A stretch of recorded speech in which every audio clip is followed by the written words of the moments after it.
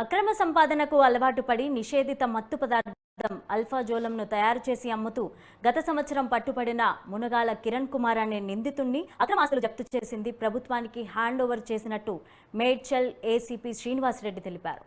మునగాల కిరణ్ కుమార్ అనే నిందితుడు 2021 నుంచి పోలీసుల కళ్ళుగప్పి ఇండస్ట్రియల్ ఏరియాల్లో కెమికల్ కంపెనీ పేరిట నిషేధిత మత్తు పదార్థాలను తయారు చేసి విక్రయిస్తూ గత డిసెంబర్లో పోలీసులకు చిక్కాడు. అయితే దర్యాప్తులో భాగంగా అతనిపై మరియు అతని భార్యపై ఉన్న 68,50,000 విలువ గల ఆస్తులను జప్తు చేసి ప్రభుత్వానికి హ్యాండ్ ఓవర్ చేశారన్నారు. వారికి సంబంధించిన బ్యాంక్ అకౌంట్లను సైతం ఫ్రీజ్ చేసినట్లుగా తెలిపారు.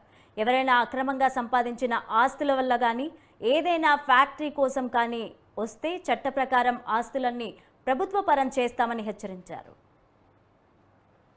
ఏసీపీ మేడ్చల్ శ్రీనివాసరెడ్డి, మా ఇన్స్పెక్టర్ వెంకటేష్ సూరారం, మా డీసీపీ నితికా పంత్ మేడం గారి ఉత్తర్వుల మేరకు మేము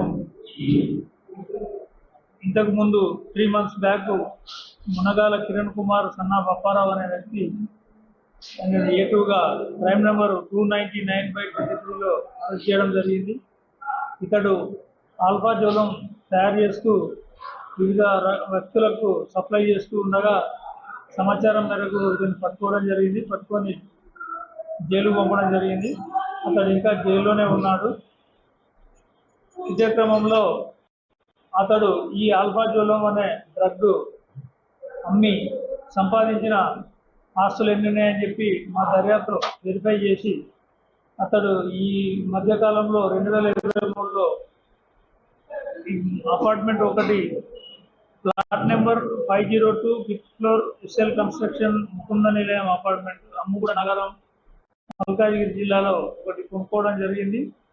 ఇది మా దర్యాప్తులో ఈ అల్ఫాజోలం అమ్మడం ద్వారా వచ్చిన అక్రమ సంపాదనతో కొన్నదానిగా నిర్ధారించి అట్టి అపార్ట్మెంట్ను ఫ్రీజ్ చేసేసి గవర్నమెంట్కు హ్యాండ్ ఓవర్ చేయడం జరిగింది.